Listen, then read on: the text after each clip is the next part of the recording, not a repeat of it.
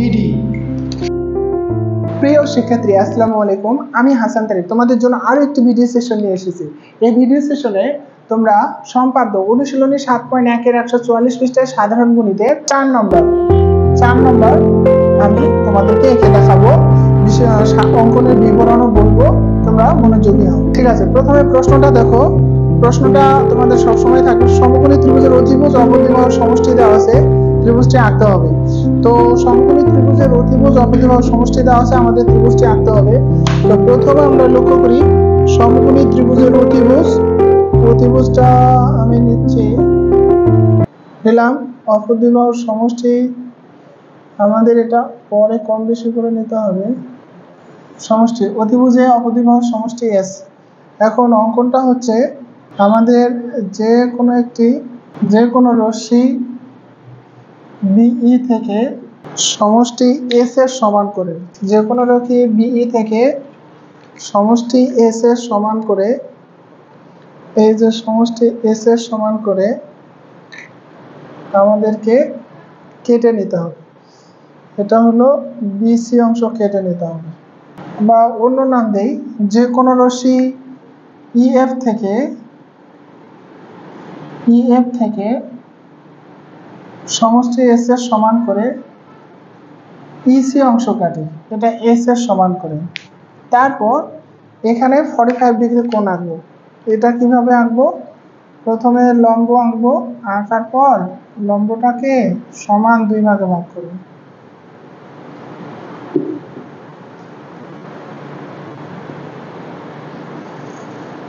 আরে কি হচ্ছে দেখি,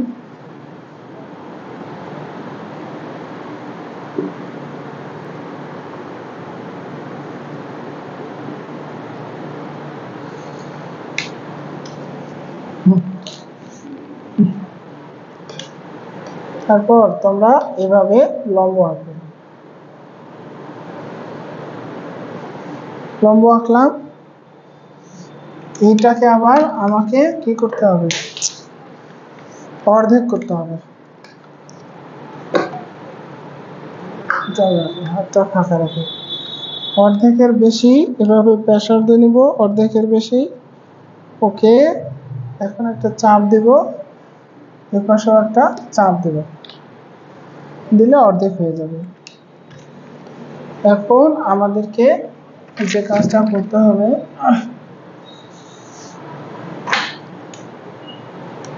এইখানে 90 এর অর্ধেক করলাম, এই হলো সমদ্বিখণ্ডিত হয়ে গেল। এটা তখন 45 ডিগ্রি কোণ হয়ে যাবে, 45 ডিগ্রি কোণ হয়ে যাবে। এখন এই 45 ডিগ্রি কোণকে আসার পর এগুলো নাম দেই ইএফ, এটা হলো জি, এটা হলো এস।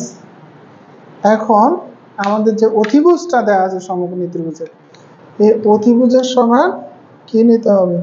আগে আমরা এখান থেকে মাপ নেব, এখান থেকে সুবিধা মতো আমরা ত্রিভুজ নেব। কাজটা একটু উল্টা করতে হয়, তাহলে ভালো মেলে। এই যে সুবিধা মতো চাপ নিয়েছি, এখানে ওই চাপের সমান আমাদের অধিভুজটা কেটে নেব। একটু বাড়তি আছে, এটা মিশিয়ে দেব। আশা করি বুঝছো তোমরা। এখন আমাদেরকে যে বিন্দুতে ছেদ করছে ওগুলোর নাম দেই চাপের বি ড্যাশ। এখন সি থেকে বি ড্যাশ যোগ করে দেব। এই যোগ করে দিলাম, আবার এই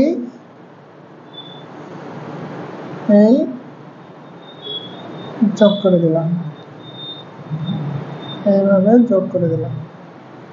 হ্যাঁ, যোগ করার পর এখন আমাকে এই যে শীর্ষবিন্দু আছে, এখান থেকে একটা চাপ নিতে হবে ভূমির উপর। আর একটু বড় করে নেই, চাপ নেব, চাপ নিলাম। এখান থেকেও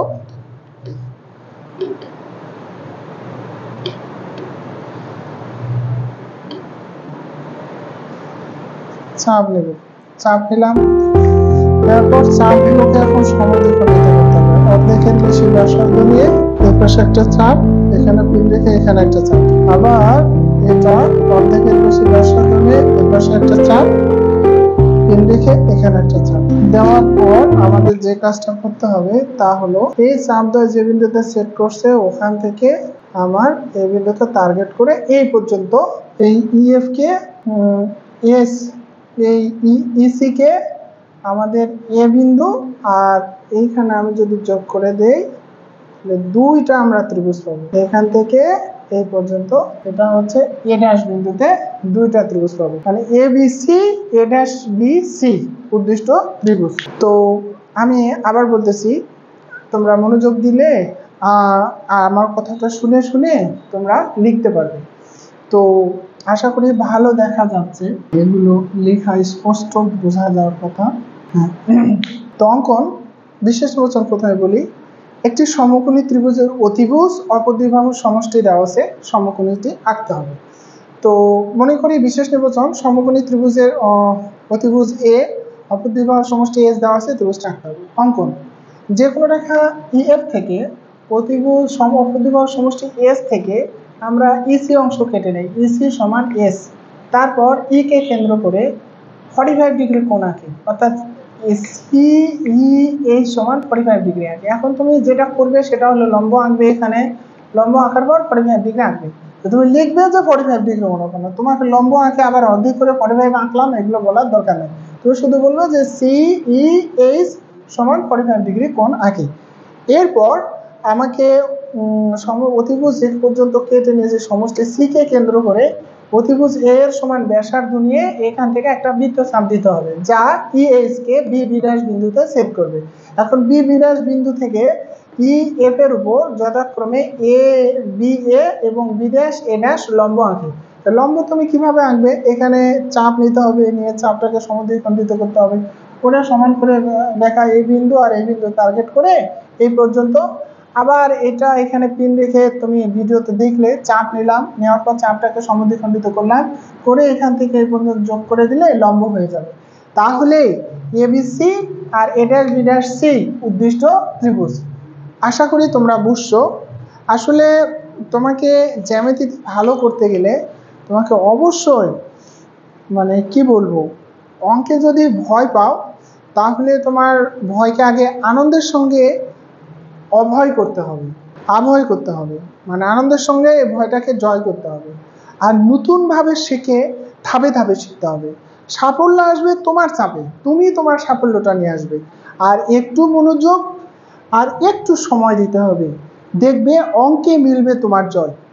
তোমার যদি একটু মনোযোগ আর একটু সময় দাও তাহলে তোমার দেখবে অঙ্কতে তোমার মিলবেই জয়।